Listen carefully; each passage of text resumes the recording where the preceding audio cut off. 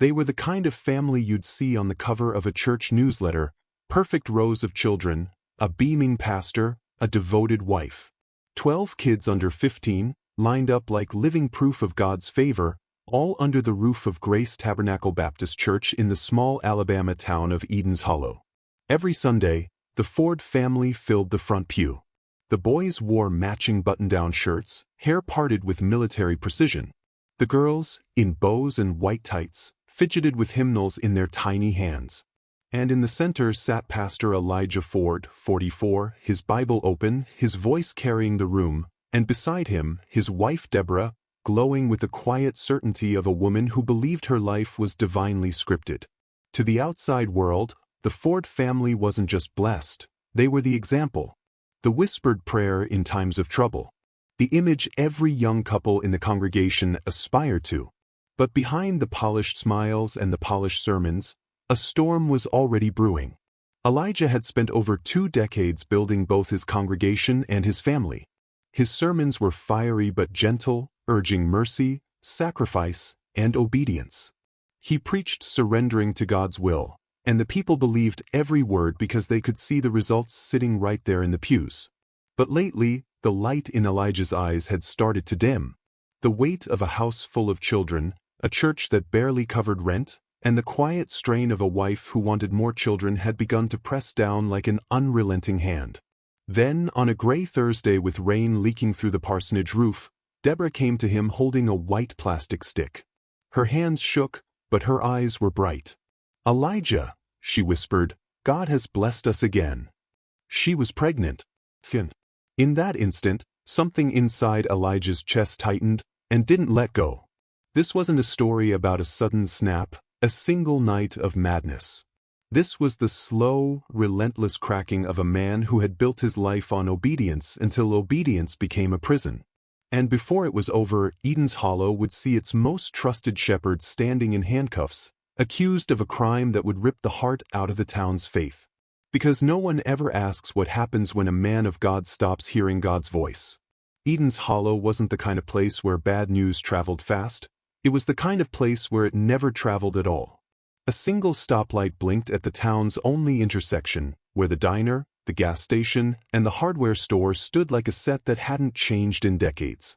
The church steeple rose higher than any other structure, a white spire piercing the blue sky in summer, cutting through fog in the winter. For most of his life, Elijah Ford had been the heart of that steeple.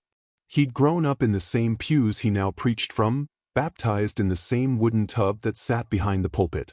At 17, he left for seminary with nothing but a suitcase and a scholarship from the Grace Tabernacle congregation. 4 years later, he returned, not just a man, but a pastor. And for the next 2 decades, he led his people with a steady voice and a conviction that seemed unshakable. Deborah came into his life like a sunrise. He met her at a revival in Montgomery. She was 19, fresh-faced, with the kind of smile that made men stand up straighter. They married within the year. In the beginning, their life was a series of small joys: shared coffee before sunrise, walking hand in hand through the farmer's market, evenings on the porch reading scripture aloud. They dreamed of a big family, but Elijah didn't realize then how literal Deborah's dream was. By their 5th anniversary, they had 4 children. By their 10th, they had 9. Every new addition was met with applause from the congregation, casseroles on the doorstep, and whispered admiration from women who said they didn't know how Deborah managed it all with such grace. She seemed born for motherhood, gentle, patient, tireless. Elijah told himself this was God's will, that each child was another brick in the legacy they were building. But somewhere after number 10, the joy began to thin. Nights grew quieter between him and Deborah. Money stretched thinner with every new mouth to feed. He'd find himself staring at the checkbook, calculating the cost of groceries, then remembering the church roof still leaked when it rained. Still, in public they were unshakable. Elijah was the pastor who never faltered, the man who delivered sermons that made even the oldest members of the congregation wipe their eyes. Deborah was the perfect example of a godly wife and mother. They were the picture everyone in Eden's Hollow held up as proof that faith could build a perfect life. But behind the parsonage door, cracks spread quietly. Elijah began staying up late, sitting alone in his study with a half-empty mug of coffee, reading the Bible without seeing the words. The children's laughter, once his favorite sound, now felt like a weight pressing against his skull. He didn't say anything, not to Deborah, not to Deacon Hill, not even to God. Deborah noticed, but she didn't ask. In her mind, everything could be fixed with prayer. If Elijah was tired, he needed more prayer. If he was distant, he needed more prayer. If he seemed troubled, she'd simply place her hand on his shoulder during grace and pray harder. Then came the Thursday afternoon that shifted the ground beneath them. Rain had been falling since dawn, pooling in the potholes along the gravel drive. Elijah was on a ladder in the hallway, trying to patch the ceiling with duct tape, when Deborah appeared in the doorway. She held a white plastic stick in one hand. "Elijah," she said softly, her voice trembling with excitement. "God has blessed us again." At first, he didn't move. Then he climbed down the ladder slowly, wiping his hands on a rag. "You said you were taking the pills." "I was," she replied, "but I stopped." His jaw tightened. "What do you mean you stopped?" "I prayed," she said simply. "I asked the Lord for guidance. I felt the Spirit tell me this child is meant to be." He stared at her, seeing not the woman he'd built a life with, but a force he couldn't reason with. "You lied to me," he whispered. "I didn't lie," she said. "I listened to God." That night, he didn't sleep. He sat in his study with the Bible open on his lap, flipping pages he knew by heart, searching for something, anything, that would make sense of what felt like betrayal. The words blurred. The pages felt heavy. And when dawn came, all he'd found was silence. From that day on, the distance between them was no longer invisible. Elijah moved into the basement office, telling the children he needed quiet to prepare his sermons. Deborah continued to glow, telling the older kids they'd have a new sibling soon. In the weeks that followed, Elijah's sermons shifted. He preached less about love and more about obedience. Less about grace and more about the dangers of pride disguised as devotion. A few members of the congregation whispered about the change, but most dismissed it as stress. At home, Deborah sang hymns as she folded laundry, her hand often resting on her belly. Elijah avoided her eyes. He avoided the children. The perfect family in the front pew still appeared every Sunday, but at home, the air felt different, heavy, charged, like a storm that refused to break. And somewhere deep inside, Elijah began to feel something he'd never dared admit: resentment. The first few days after Deborah's announcement felt like a bad dream Elijah couldn't wake from. He went through the motions: sermons on Sunday, visits to the sick, counseling couples in the church office. But inside, a quiet war had begun. Deborah, on the other hand, carried on as if nothing had changed. If anything, she seemed lighter, happier. She hummed gospel hymns while washing dishes, folded tiny clothes from the attic, just to be ready, and told the children they were going to have another little brother or sister. The older kids smiled politely. The younger ones squealed in delight. Elijah forced himself to smile with them, but his eyes stayed hollow. At night, the space between him and Deborah grew into something physical. He moved into the basement office, saying he needed more quiet time for sermon prep. Deborah didn't argue. She simply set a plate of food at the top of the stairs each night, calling down to him softly, "You should eat." Sometimes he did. Sometimes he let the food go cold. The storm inside him didn't come from just the pregnancy. It came from what it meant. It meant 12 wasn't enough for her. It meant she had decided without him. It meant that after years of sacrifice, there was no end in sight. His life, once fueled by purpose, now felt like an endless cycle of diapers, bills, and expectations he could never meet. And then there was the church. Grace Tabernacle was growing, yes, but so were its needs. The roof still leaked in the hallway. The heating barely worked in the children's Sunday school wing. Members came to him with every crisis: marriages on the rocks, teenagers in trouble, debt collectors at the door, expecting him to hold their burdens as well as his own. One evening, Elijah sat across from Deacon Hill, his oldest confidant, in the church office. The smell of old hymnals and lemon furniture polish filled the air. "I need to ask you something," Elijah said slowly. His hands were clasped so tightly his knuckles whitened. "Talk to me," Hill replied. If a man feels like he's being crushed by something God is allowing, is it still a sin to push back? The old man's brow furrowed. You feeling crushed, son? I feel like I'm being asked to carry a weight I didn't agree to, Elijah admitted. And every time I say I'm tired, I'm told to praise harder. He leaned back, sighing. Sometimes the devil doesn't show up in red. He shows up in gold, in blessings that don't look like curses until you're already bent under them. Those words stuck with Elijah. That night, he went home and for the first time in 2 weeks stepped into the bedroom he once shared with Deborah. She was brushing her hair, catching his reflection in the mirror. Come back to bed, she said gently. He didn't answer. Instead, he walked to her nightstand, picked up her Bible, and flipped to the back where she kept notes and prayers. On the last page was a sentence written in her looping script. Lord, I will carry your 13th blessing no matter what my husband says. Elijah closed the Bible, his hands trembling. In that moment, something shifted. It wasn't just resentment anymore. It was the first sharp edge of something darker. From then on, his sermons began to change. He spoke of the dangers of pride disguised as devotion, of how even the faithful could be misled by their own will. People nodded along, not realizing he was preaching to himself. At home, Deborah's belly began to round. She decorated the smallest room in the house with pale yellow curtains and a handmade crib Isaiah had built the summer before. She hung a framed verse over the crib, "Before I formed you in the womb, I knew you." Elijah avoided that room entirely. But sometimes, late at night, he'd find himself standing in the hallway, staring at the closed nursery door like it was something alive.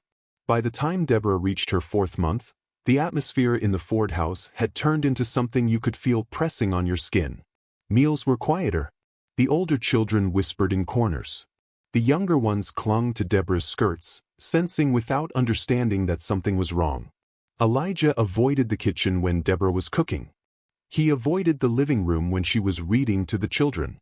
Even at church, he began leaving immediately after the final hymn, locking himself in his office under the pretense of counseling or study.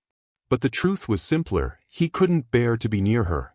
Not when her hand rested on that small, growing swell under her floral blouses. Not when she smiled with the certainty that this was God's will. His sermons grew darker still. He began speaking of tests of faith not as trials to be endured, but as weights meant to crush the disobedient. He spoke of the dangers of allowing pride to masquerade as piety. Congregants still nodded, still listened, but more than a few glanced at each other with uneasy expressions. Deacon Hill watched from the back pew, his weathered hands gripping the cane in his lap, eyes narrowing.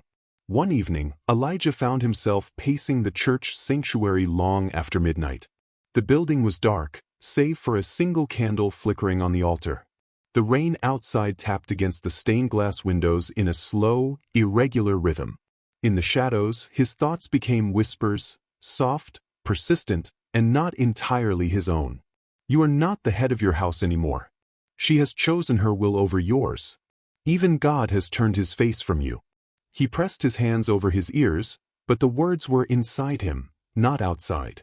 When he opened his eyes again, the candle had gone out. The sanctuary was completely dark. At home, Deborah had transformed the nursery into a perfect image of expectation. The pale yellow curtains swayed gently from the ceiling fan. The crib Isaiah had built stood against the far wall, neatly dressed in white sheets. A Bible verse hung above it. "Before I formed you in the womb, I knew you." She had even knitted a tiny blue blanket, though they didn't yet know the baby's sex. Elijah avoided even walking past the doorway now. But one night, after a particularly tense Sunday, he stopped in front of it. The door was ajar, and he could see Deborah inside, humming softly as she folded onesies. She didn't see him watching. Her voice was gentle, the same voice she'd used for every baby before, but the words made him clench his fists. "We're so blessed," she murmured. "God gave you to me, and I'll protect you no matter what." Later that night, Deborah climbed into bed beside him. The gap between their bodies was wide, but her voice bridged it. "I know this isn't what you wanted, Elijah. But God wouldn't have given us this child if it wasn't meant to be." His reply was barely more than a whisper.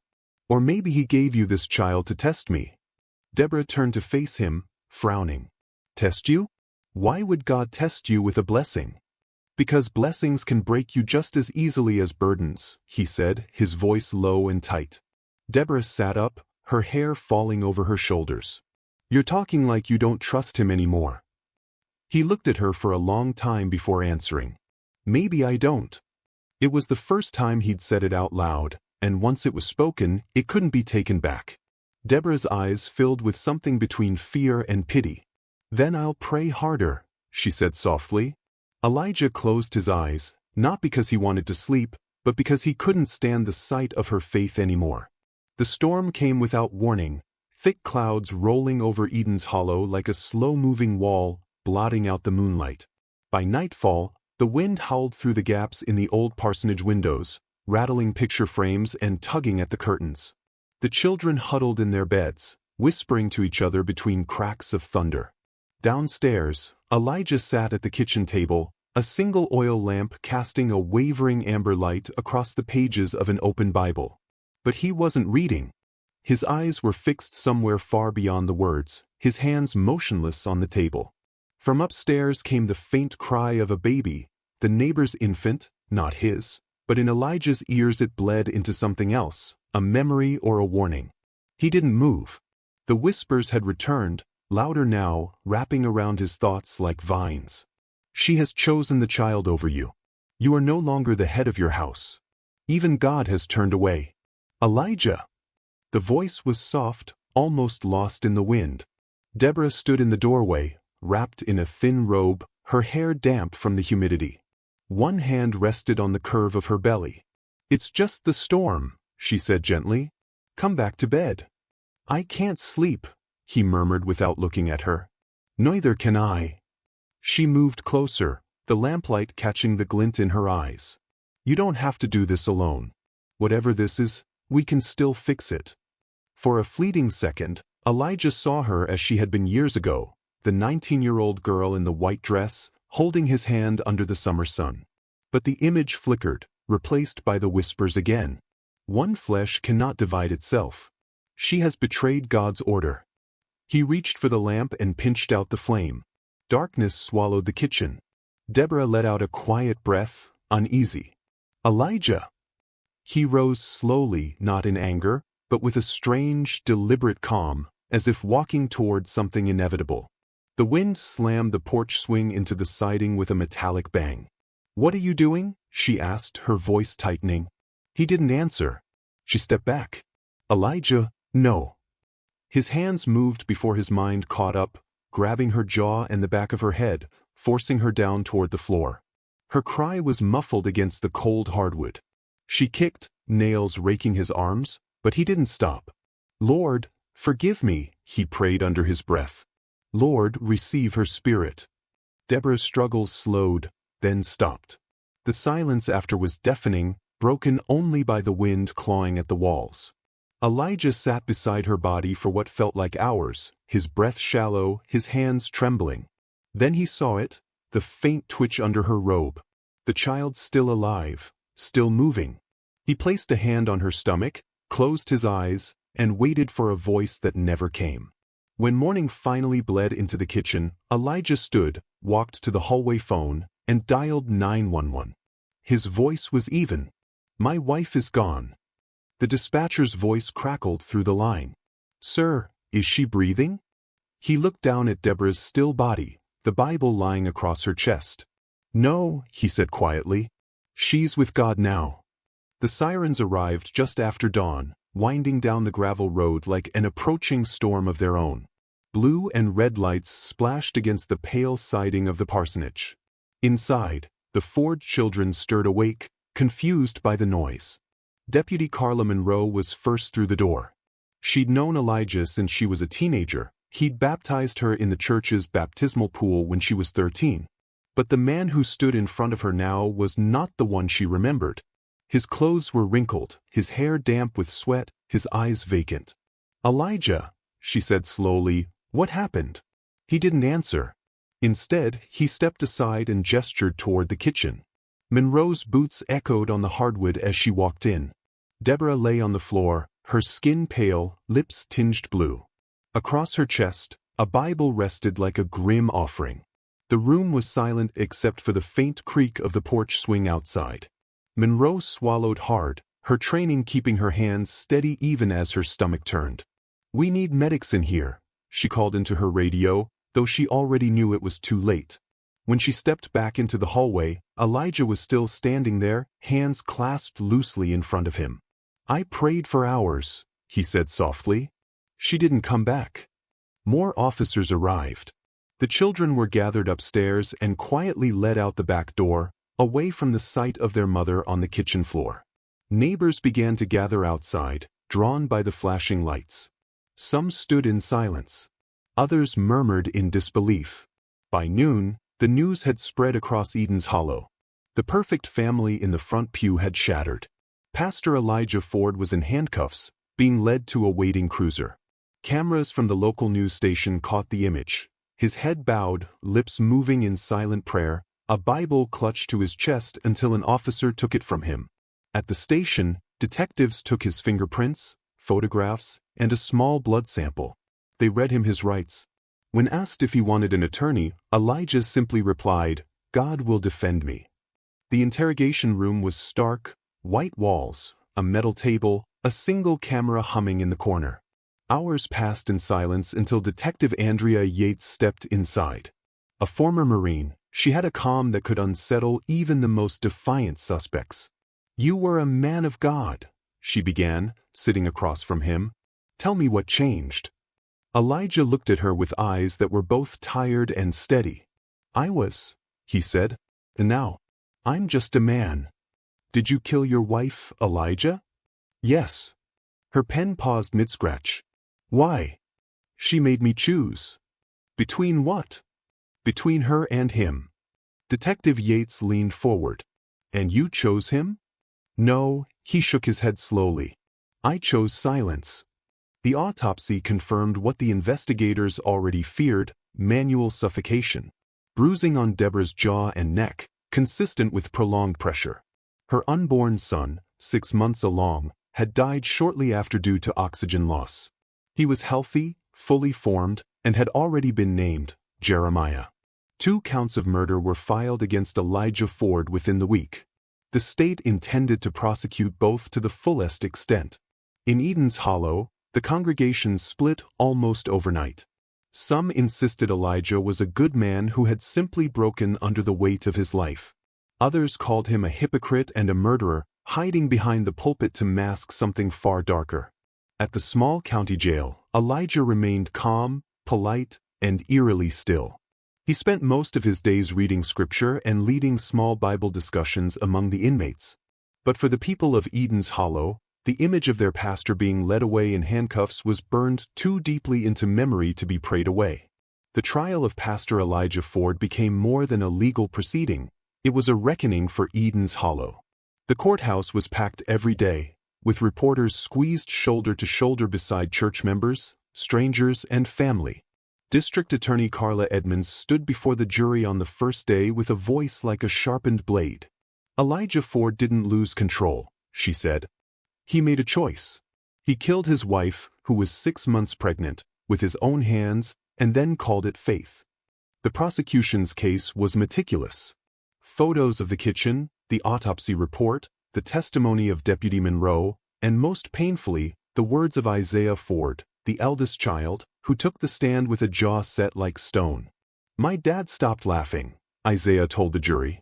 "He stopped being happy when Mom told him about the baby. She wasn't afraid at first, but later, she was." The defense, led by attorney Samuel Price, took a different approach. They painted Elijah as a man broken under unbearable pressure, 12 children, a failing church budget, and a wife whose faith demanded more from him than he could give. Price brought in a psychologist who testified about religious delusional disorder and psychotic breaks under spiritual strain. Then Elijah himself took the stand. Dressed in a worn suit, Bible in hand, he admitted to the killing without flinching. "I did it," he said, "because she made me choose between her will and his order.